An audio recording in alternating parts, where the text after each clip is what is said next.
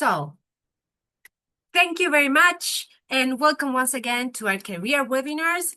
Today we have an Expert Insights series, and the topic we're gonna have is working across cultures, key insights for successful collaboration, and the expert today is myself. And what are we going to learn and what are we going to explore today? Basically, we're going to understand the importance of global fluency in today's multicultural work environment. What is this? We're going to learn it. We're going to discover how cultural differences impact our different behaviors at work, how we give feedback, how we trust colleagues, how we make decisions. We're going to learn to recognize these cultural patterns and how to adapt. And hopefully you are going to get practical insights and tips to make your international experience more enriching. And I'm already very excited because I see we have people from Germany, France, the UK, Lesotho, the US, where else? What haven't I mentioned yet? And this is going to be so interesting. So, why am I an expert on the topic? Well, for many different reasons. First of all, my family always told me that I'm Lisa Simpson. Probably you know Lisa, right? She loves studying, and this is me. I love studying. I'm a career coach. I'm an educator. I come from Argentina. That's in South America. And I've always traveled and really, I've been always really interested in cultures, right? In understanding different people. So I love talking, so I dedicate myself to learning different languages. I speak Spanish, my native language, French, English, Portuguese, and some German. Sorry, guys, German is so difficult. I see we have people from Germany and Austria, right? If you learn this language as a baby, you are so lucky because this is very schwierig, very difficult, right? So I've always loved understanding how people communicate, how language shapes the way we approach our lives, and definitely culture, right? Languages, cultures, we all have different experiences and we see the world differently depending on where we come from. And I studied international relations because I've always been very interested in understanding the world. And I've lived in different countries, in Germany, in France, in the Dominican Republic, in the UK, in Belgium. Now I'm in Thailand. This is my first time exploring Asia. So for me, exploring cultures is my passion. And I combine passion with actually going to the countries, meeting new people, and learning about it, right? Because I also went to university to understand a little bit more about this very interesting thing, which is the world, how people communicate, and how people work and collaborate. So I'm looking forward to your insights and inputs in this very interesting webinar, because what we're going to discuss today is what is cross-cultural fluency and why it matters. So when I'm introducing the topic, I really hope you share your comments in the chat because I want to know your experience with this topic because each one of us has a different experience, right? So cross-cultural fluency basically is about understanding and adapting to different cultural norms in professional situations. It means recognizing that people from different cultures may lead, communicate, collaborate in different ways, and that we need to adjust and approach these situations accordingly, right? And for that, we need to learn about this cultural fluency. We need to understand how people from different cultures understand feedback, trust, how they work together, right? And of course, that in a global and multicultural work environment, this skill is essential, right? Does it sound interesting? Does it sound exciting? Do you really want to get to know more about how culture affects our work environment? Type yes in the chat so I know you're there with me. And we're going to base our presentation, my webinar is going to be based on this very interesting book. Guys, I recommend it so much that you read this book, because for me, it has been a turning point in the way I understand cultures. I've been traveling the world for more than 20 years now. And when I read this book, I was like, oh my God, this makes so much sense. I wish I had known this before. This book was published in 2014. It was written by Erin Meyer. She's a U.S. Professor. She worked with the Peace Corps. She lived in Africa, in Asia. She's married to a French person. She lives in France. So she, after traveling the world, working for many different companies, she became a cross-cultural expert, meaning she advices on how people work in different cultures, right? And basically what she has done through a lot of research, through a lot of work experience, meeting with people all over the world, is to identify 8 key dimensions where culture really affects how we work, right? She has also taken the work of previous researchers who already had mentioned and researched and talked about cross-cultural working, and she has given it a little shift to create what she calls the culture map, right? The culture map, we're going to see a little bit what this is about, but the key thing here is for us to receive some tools in which we can understand how people from different cultures will approach different aspects of work. Okay? So, what are these 8 main dimensions that she has said? Okay, when I've been working with different people around the world, I realized that depending on our cultures, we're going to do these things a little bit differently. What are these 8 main dimensions that she identified? Well, she said, well, we're going to communicate differently. We're going to evaluate and provide feedback in different ways. We're going to disagree in different ways. Persuasion is going to be different. Leading, deciding, trusting, and how we use time, they will probably change across cultures. Does this sound interesting to you, reasonable? Do you think that we may have different approaches to these dimensions depending on where we come from? Let me know in the chat. So, how did she organize the research? And basically what she said, well, is of course, each person is different. We all have our preferences and our ways to explore the world, but the cultures with experience, they will definitely shape the way we behave, and specifically if we are going to be in a country, right? If you go to Argentina, then you will see that Argentinians may do different things, different from where you come from, right? So she said, under no means we are generalizing or nothing is fixed, but having a notion, an idea of how cultures work will definitely help us at the work environment, right? And another very key insight is that everything here is relative, right? So I invite you to do the following while I do my presentation. This is a little bit how a culture map looks. We see different dimensions, and each country is placed on different places depending on these dimensions. But don't panic, this is very simple. I'm going to explain, and my proposal to make it really useful and interesting for you is the following. We will explore some dimensions, right? These 8 dimensions.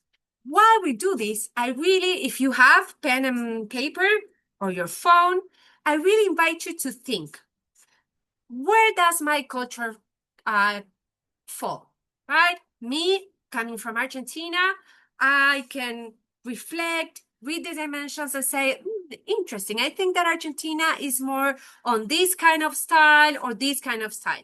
So I invite you to write down, where do you think your culture comes from? So this is very interesting.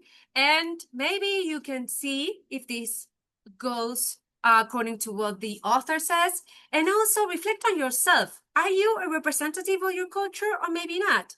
Me as a Latina, well, maybe Latino people are not so much known for being punctual, right? But I consider myself a very punctual person.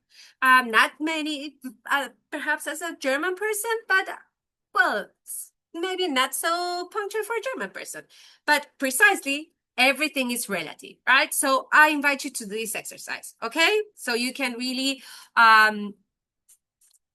take advantage of the exercise. And also, when I'm sharing each dimension, please share in the chat if you think or you've had some miscommunication or some misunderstanding because of these precise different ways of working and functioning of your culture regarding maybe your internship experience or when you travel to another country and you experience this. Okay? All good? So, let's start exploring. So basically, one key dimension in work culture, and you will let me know if you think this is the case, is how we communicate, right? What makes a good communicator? Well, maybe you think you have a super clear idea of what a good communicator is. What the author comes and tells us is, well, actually, what good communication is, it will depend greatly on what your culture considers is a good communicator, right? And can you see me with my, okay. So basically, we're going to understand two different types of cultures. Here we have what she describes as low context cultures and high context culture. What is this all about? Do we have people here who are in Asia or come from an Asian culture? Let's say maybe Japan, China, Korea. Do we have anyone from this part of the world in the room? And do we have people maybe who come from the US, from US culture, from the UK? Do we have? Write in the chat. What are the main differences in how these cultures communicate? Well, we may see we have high culture, high context cultures on one side, and then we have low context cultures. What is the difference? What does it mean? Well, basically, on the low context side of the spectrum, we find countries as the US, Netherlands, Australia, Canada, Germany. What communication, good communication here means is communication that is precise, clear, explicit, and simple. German people in the room, Austrian people in the room, do you relate to this? What this means is messages are understood at face value. If I say something, I'm meaning what I'm saying, right? There's no hidden meaning in my words. Basically, this means that the content of what I want to share with you is in the words, right? If I send you an email or if I tell you something, you understand and you say, perfect, this is very clear, right? What is the difference with high context cultures? Well, in high context cultures, we need to pay attention beyond what is just written or said with words, right? And this is very interesting. This means that in this kind of communication may be a little bit more nuanced and layered. We have people from France here.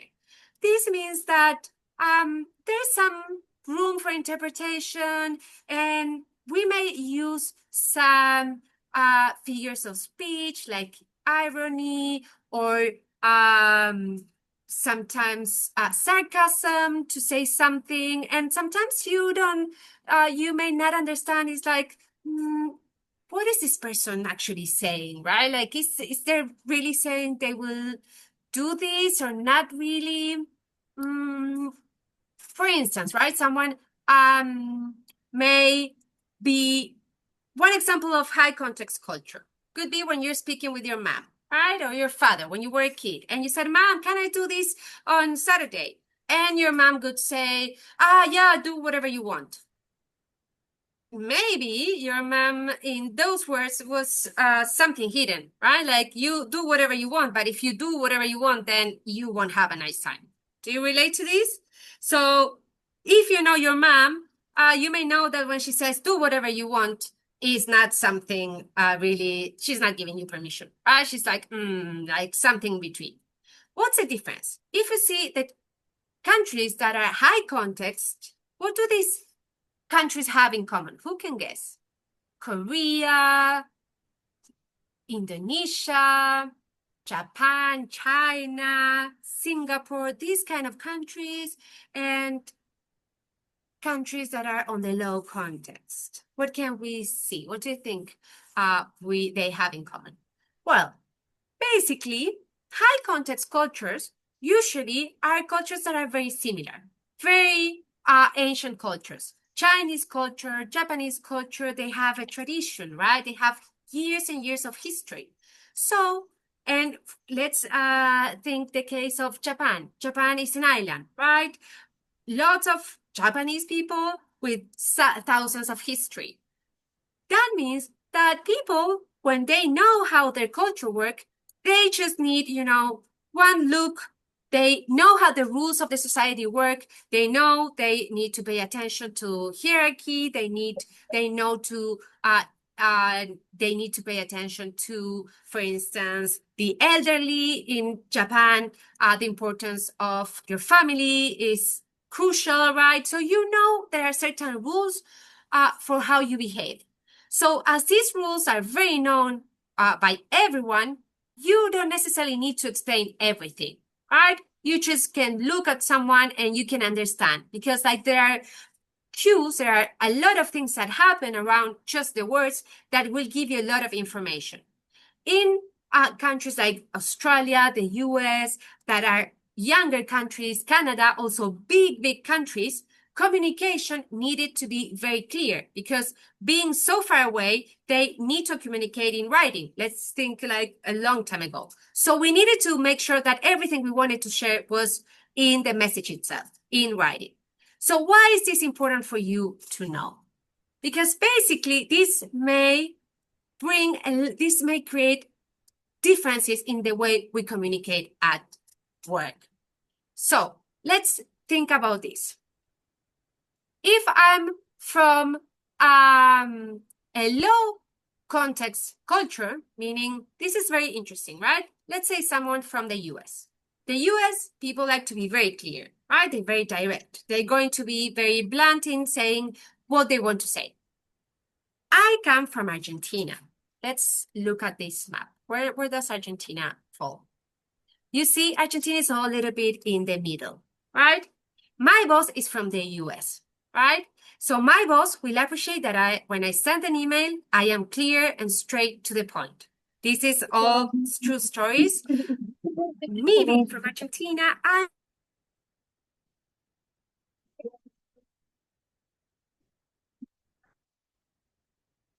So, Demian, are you there? Oh, I think we lost her. Hi, hello. Can you hear me now? We are back, Mirta. Hello? You're hearing me? Yes, you're. Yes, Okay. we Sorry. can I hear thought you. for one moment that I was alone. So thank you. So, in the way I usually speak, in my culture, we may like sharing a little bit of story, doing a little bit of storytelling, and like we say in English, beating around the bush, right? Like I may start telling a story like from different places, but from my US boss, which you can see she is from a low context culture, my explanation of things may come as very long. And she may say, Mirta, you're taking too long. Like, what do you want to say? Right?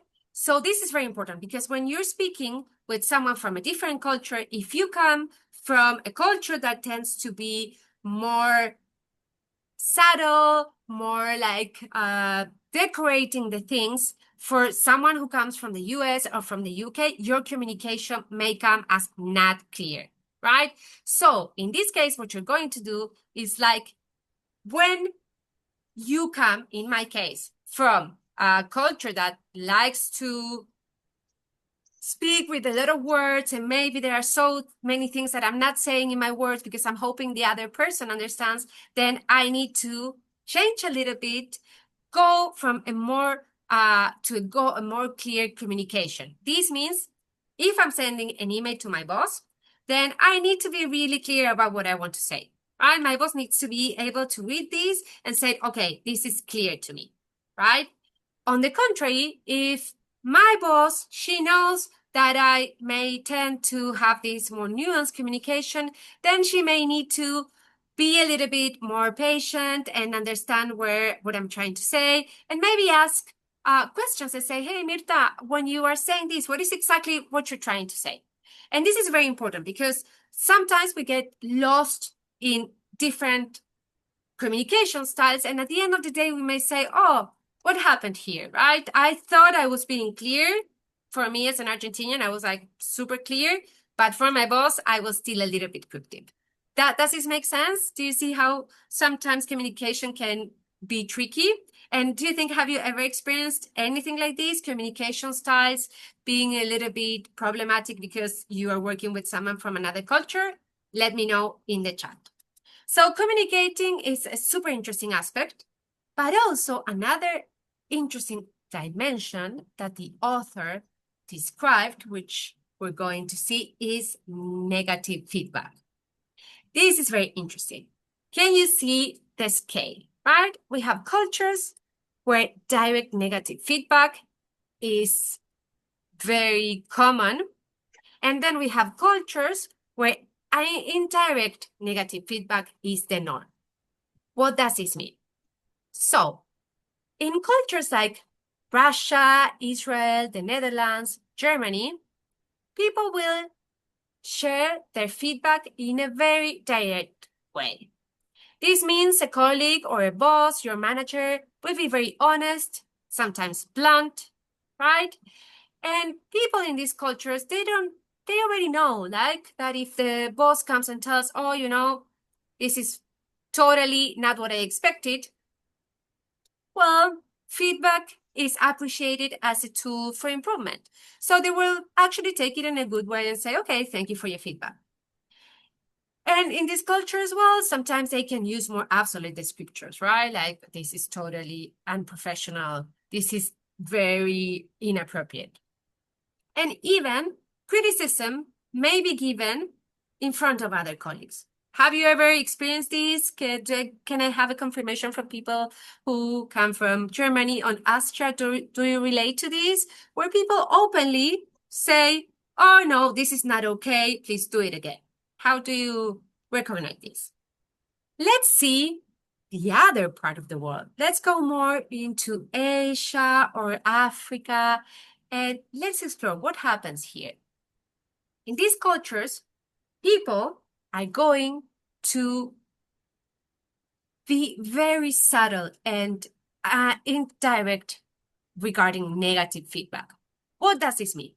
Well, first of all, they may not be so open about saying, oh, this is wrong or this is totally wrong, right? They may look for ways to soften the message or even not even give negative feedback whatsoever. If you see in the middle of this scale, we have some countries like Canada, the US, the UK. They will be more subtle and careful when giving feedback, right? They will try to use this sandwich formula. Have you ever heard of this sandwich formula to provide feedback? This means they will tell you something positive, then they will say something negative, and then something positive again. So the areas of improvement are like the ham and cheese, like they're in between. So, you know, you get also something nice. So it's not so blunt, right? Some other cultures, if we see Japan, Thailand, Indonesia, they may even not share negative feedback at all, and definitely not in front of other colleagues, right? And this is very important because if you are in Asia, in a workplace, you don't want to risk having making some enemies because you are publicly sharing what someone else did wrong. And this is very important. Me living in Thailand at the moment, I'm experiencing this situation where I understand that people usually don't like to complain because calling someone, another person in public, that's not something you should do in public, right? So you can imagine how this plays in the workplace, right? How does this work when you have someone who, like US and UK people, they will give you this feedback sugarcoating, right? They will put it in between.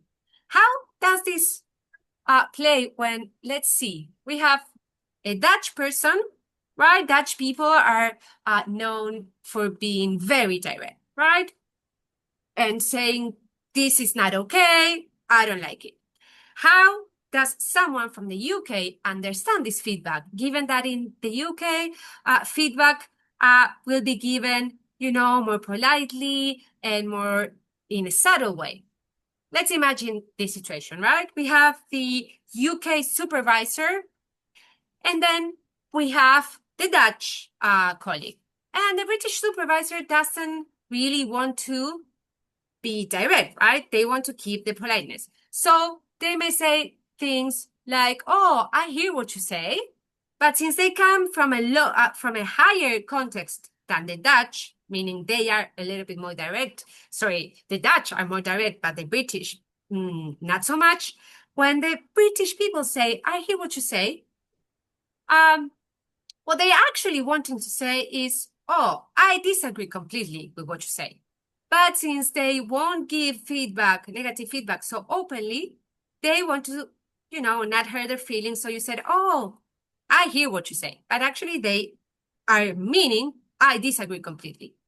And someone who comes from the Netherlands, who are used to having people being direct, when they listen to, I hear what you say, they're thinking, oh, nice.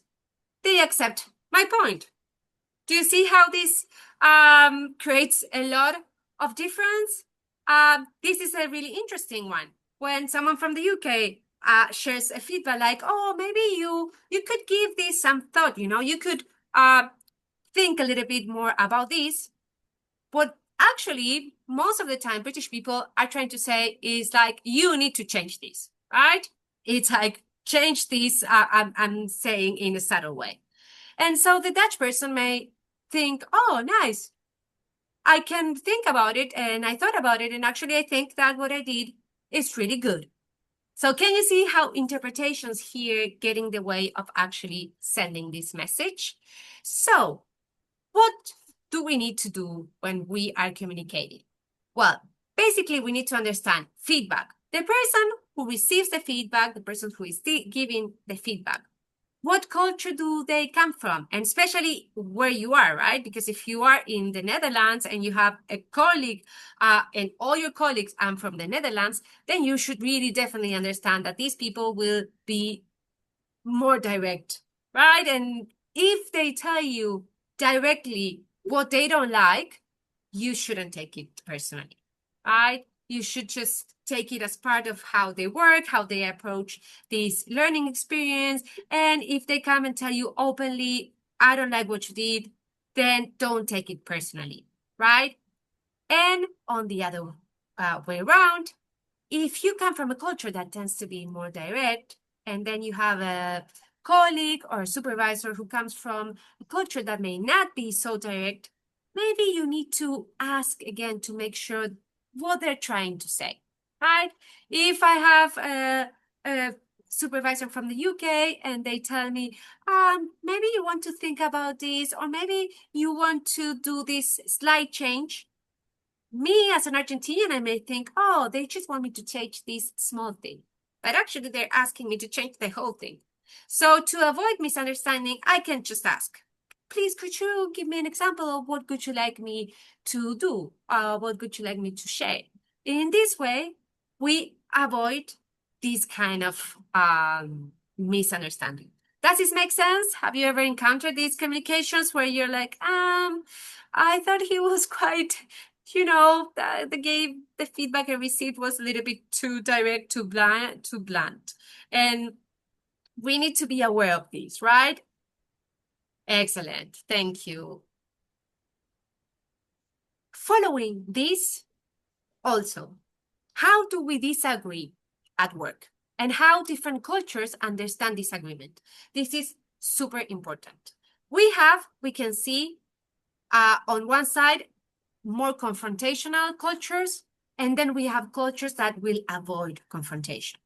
This at work also has deep consequences. Confrontational, as we mentioned, doesn't mean that they want conflict. What this means, confrontational communication, means that a colleague, your supervisor will appreciate you asking questions and actually challenging them, right? My boss, she expects me more than, if you can see, Argentina is a little bit in the middle.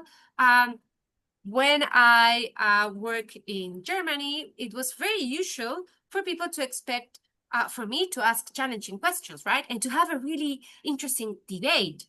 I remember the first time I went to France, and in just normal conversations, I remember people asking me, why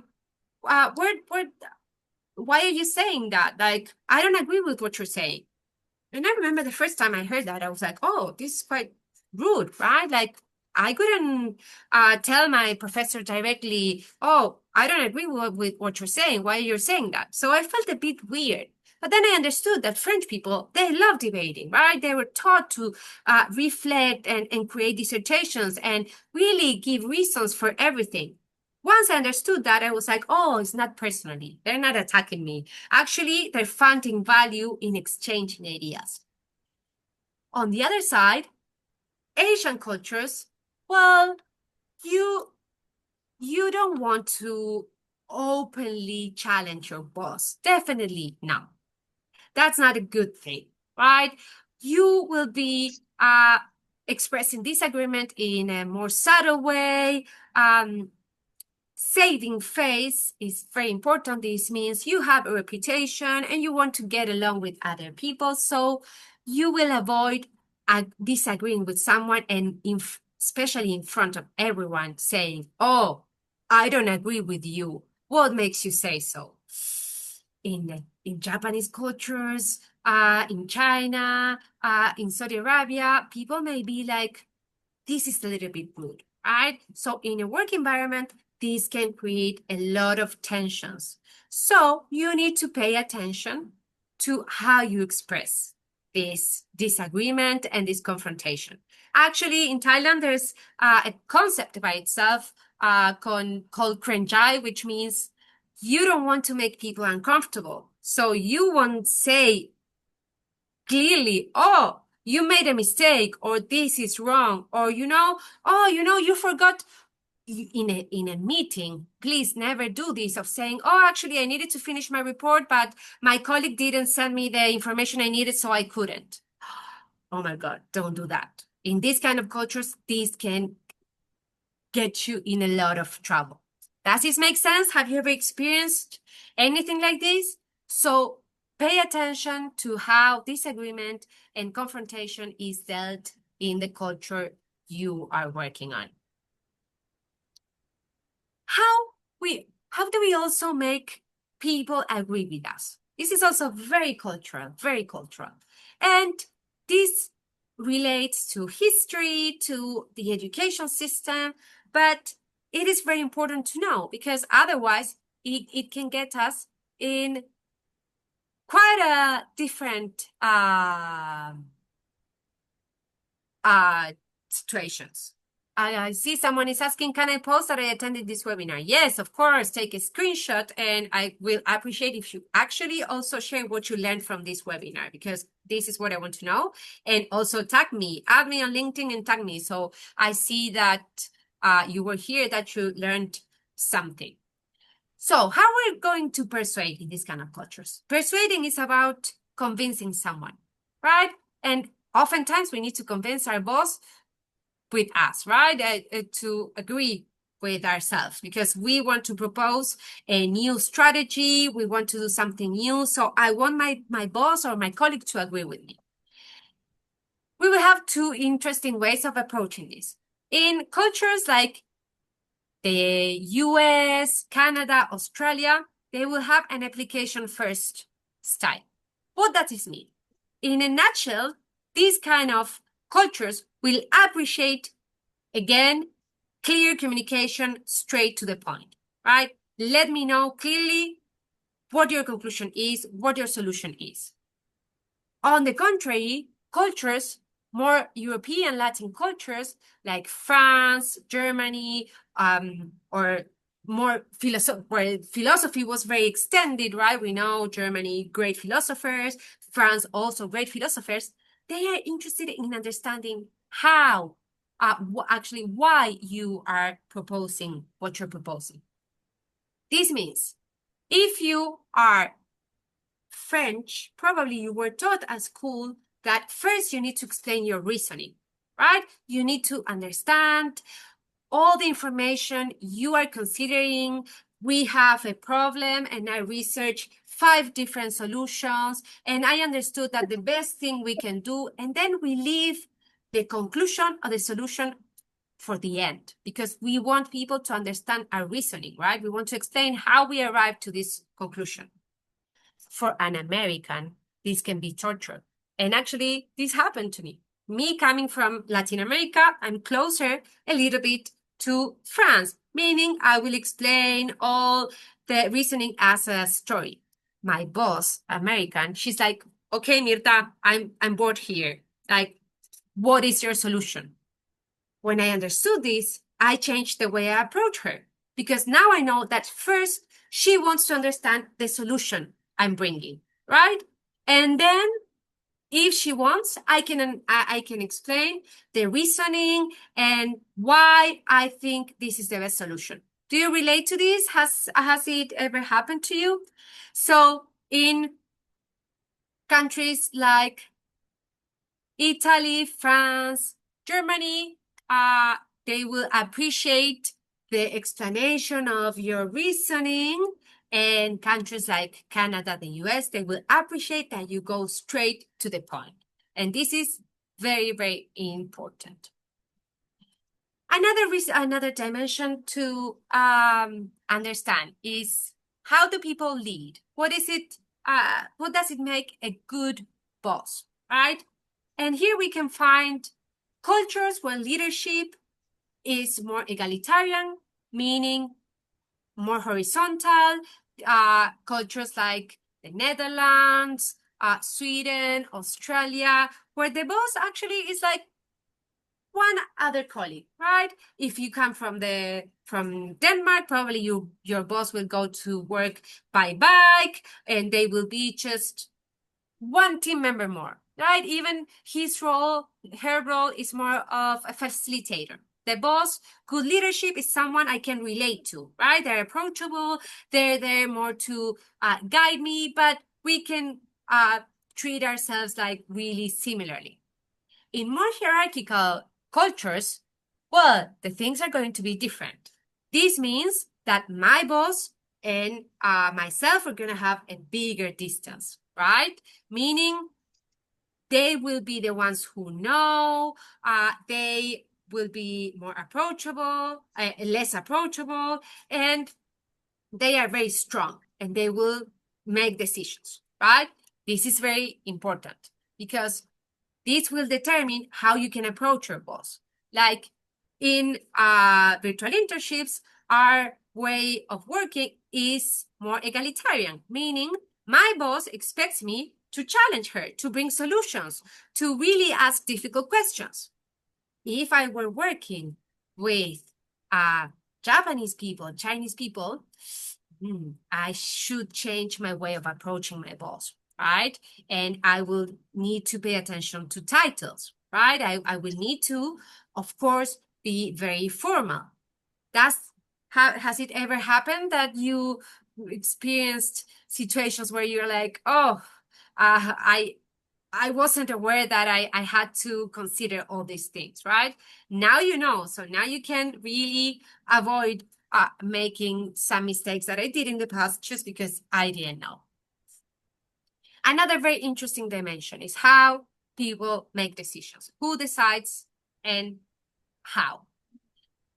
In cultures where consensus is more the norm, that you will see that people are, they will agree before making a decision, right? It means like people will discuss, people will take into consideration, colleagues will all together arrive to one solution.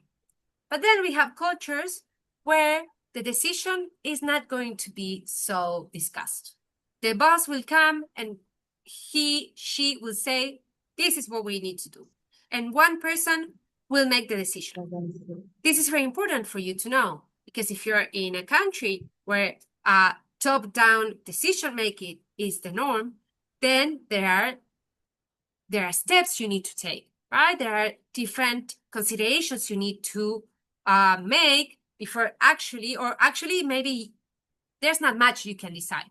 But if you come from a more horizontal culture, then you can propose solutions or you can even make decisions. So pay attention to what kind of environment you're working with so you can adapt accordingly.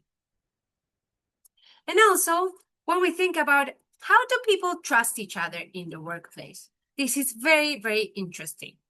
We have Asian cultures and some more Latin cultures, European Latin and Latin American cultures. And then we have more Northern European cultures in the US, and they will approach trust in very different ways. What does this mean? In Latin America and also in Asia, we are very relationship oriented. This means that we trust other people because we have other relationship. Or think about when someone recommended you a professional, right? You said, oh, I need to do a website. And someone said, oh, actually, I know someone, the casting of my friend, she's a web developer. I will give you her number, right? For us, relationships are very important. And the relationships you make at work are also important. This means that you need to invest time in getting to know the other person, in maybe spending some time outside work, going for a drink, going for tea, asking about their family. And once the personal relationship is there, then you trust these people. These are cultures these are cultures like China, India, Thailand. On the contrary, people from Denmark, Netherlands, they will rely more on your tasks. Meaning, if you perform well your tasks, they will trust you, right? And this is very important. So you know that you need to perform well. And it's your cognitive abilities that will make you a trustworthy employee. So pay attention to these, because if you come to this part of the world where I am, Thailand, then relationship is very, very important. Does this make sense to you? Has anyone experienced anything like this? Share in the chat. And finally, another super interesting dimension, which of course we've all experienced, is time management. How late is late, right? When you come from my part of the world, from Latin America, well, we know that our social economic conditions are challenging, right? Sometimes we have public transport not working all the time. So we know that being late is something that can happen. So if I go to the doctor and the doctor is late, well, I understand, because like, yes, I know the train wasn't working or traffic was so chaotic. So time is more flexible. People will deal with their tasks as if time was more relative. If we go to cultures like Germany or Switzerland, you don't want to be late, right?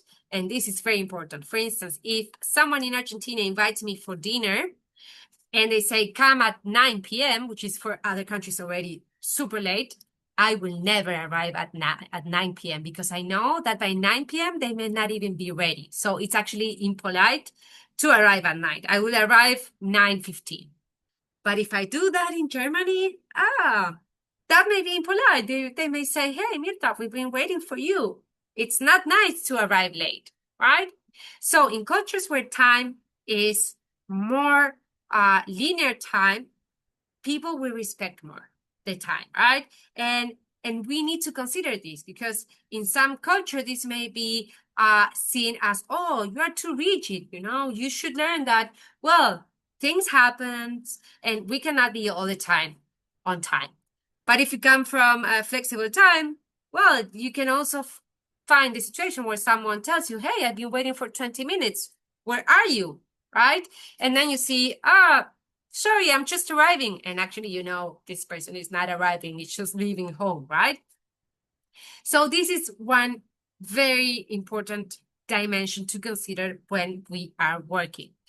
Same, if you need to be in a Zoom call, well, if you are working in international teams, then be considerate and arrive on time, right? Because when we work with international teams, we may want to be on the linear time of the scale, unless we know that our supervisor works in a specific way or the culture of the country or the company allows us for us to be more flexible.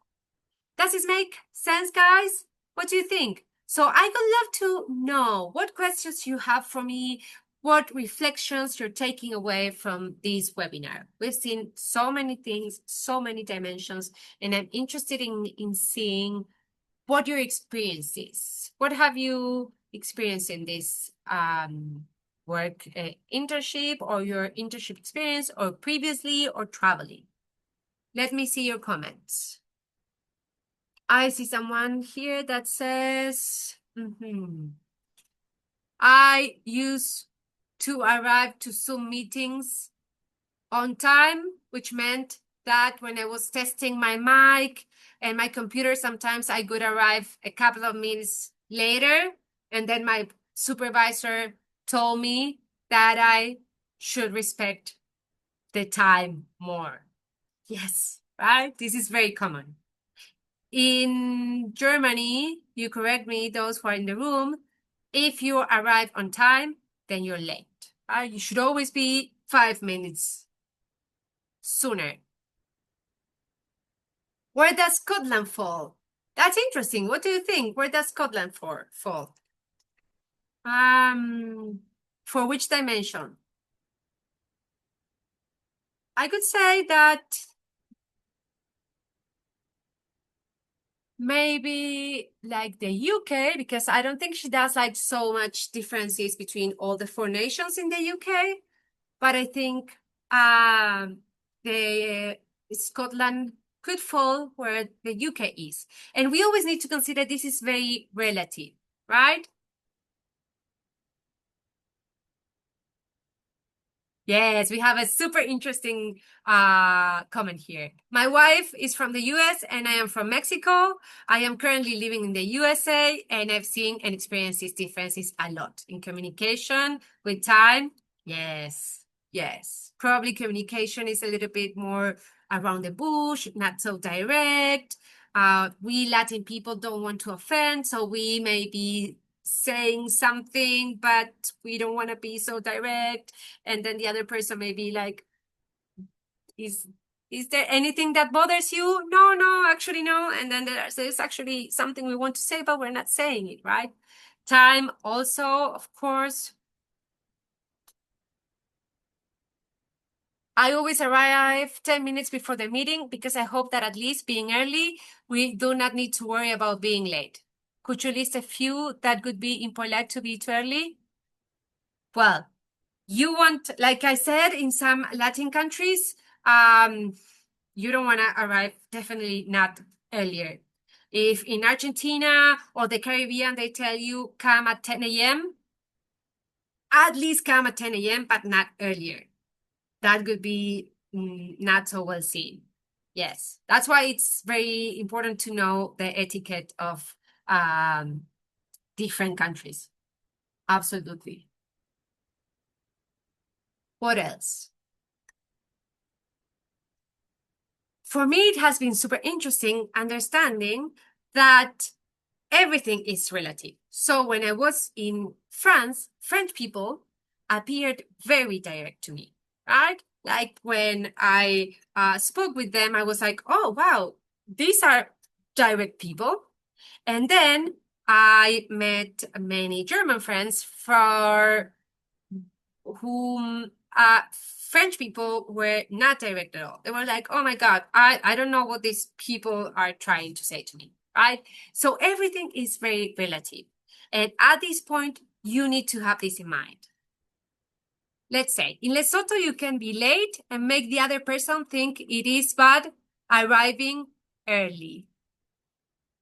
Sometimes arriving late is called African time. Exactly. Yes, African cultures are closer to Latin America. When I lived in the Dominican Republic in the Caribbean, people used to tell me, okay, we're meeting tomorrow at 2 p.m. And they could add Dominican time. You know, right? And I'm like, no, I don't know. What do you mean? Well, you mean like 2 means around 2, 2 to 10 to 20. And I could be like, oh no, so should I come at 2:20? And they could say, you know, and I'm like, no, I don't know. If you tell me 2, I will be there at 2. So time was very flexible. So one very nice takeaway, the understanding of the cultures whom you work with is very valuable. Once you understand this, you are able to be clear and adapt accordingly. Absolutely, absolutely. And remember, guys, culture is very relative, right? For me, I thought I was very clear in my communication. For my American boss, I am not. And at first, I felt like, oh, what is she talking about? I'm super clear when I speak. Like in my country, I'm a very clear communicator because like I go to the point. Well, for American people, not really. I explain a lot and I tell a lot of stories. So I was like, okay, I understand. Maybe I need to change a little bit the way I communicate. And this is for us to really, my main takeaway or some ideas I want to leave you with is really that cultural differences affect all these dimensions we've seen and many more that sometimes we're not even aware of, right? Someone says here in Kenya, time is something just to guide us in minimum occasion. We are on time when it comes to meals and money. Nice. Some people say better late than never, right? Exactly. So we know that it will happen and we relax.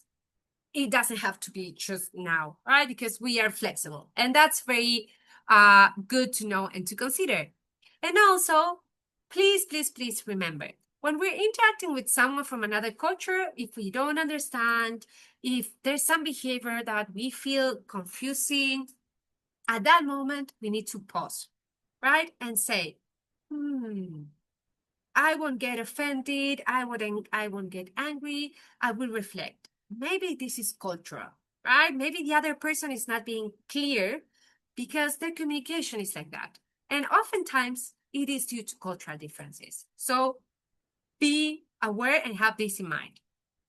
And this map, this book, you can really explore it further. You can ask ChatGPT and say, hey, Chat, according to the book, The Culture Map, where does my culture come from in these 8 dimensions? Do that. And I could actually love if you did that. If you go to ChatGPT, you say, hey, I would love to understand where my country falls in these 8 dimensions. And if you can do a post on your LinkedIn profile and tag me, I will comment and I will be very happy. So this challenge I'm leaving to you, right? You can do a screenshot of these and I would be very happy if you add me on your LinkedIn profile and then you do a nice post saying, after this super interesting webinar, I was reflecting on my culture and this is how my culture falls according to the book. And you can reflect if you think this applies to your culture or not really. Nothing of this is written on stone. The idea is that you exercise your critical thinking and then you get to be curious and discover how other cultures work. And then you get super flexible in this cultural fluency skill, which is essential. So remember, try to observe more, listen more, and then you will have this cultural agility very, very adapted, and you can apply it to your virtual internship, to your next international work, and then you can have a super enriching international work experience. So guys, I think that I've said a lot and I'm very happy, and thank you for being here today. Add me on LinkedIn and please remember to share your thoughts on the survey we're sharing. Connect with me, and I hope I will see you again in our next webinar, and wish you a wonderful day, night, wherever you are in the world, and keep on learning and keep on developing your skills. Bye bye, guys.